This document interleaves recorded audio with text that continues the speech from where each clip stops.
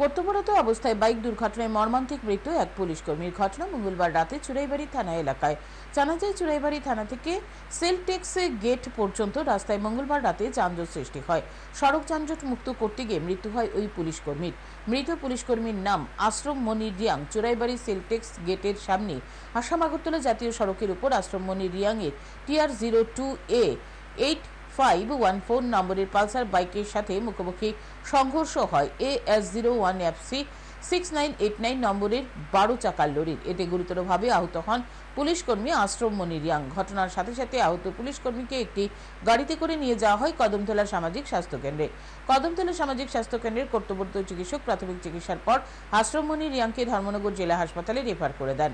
ধর্মনগর জেলা হাসপাতালে নিয়ে যাওয়ার পর আশ্রম মনি রিয়াংয়ের শারীরিক অবস্থার অবনতি হতে থাকে। সাথে সাথে তাকে উন্নত চিকিৎসার জন্য রেফার করে দেওয়া হয় জিবি হাসপাতালে। কিন্তু আশ্রম মনি রিয়াংয়ের পরিবারের লোকজন তাকে শিলচরের উদ্দেশ্যে নিয়ে রওনা হয়। শিলচর যাওয়ার পথে মৃত্যুর কোলে ঢলে পড়ে। মৃত আশ্রম মনি রিয়াংয়ের বাড়ি আনন্দবাজার থানার অন্তর্গত গছিরাম পাড়া নতুন বাড়ি এলাকায়। এইদিকে ঘটনার পর চুড়াইবাড়ি থানার পুলিশ ঘাতক লরির চালক তন্মনি দাসকে আটক করে। তার বাড়ি তেলিয়ামুড়ার পূর্ব হাওয়াই বাড়ি এলাকায়।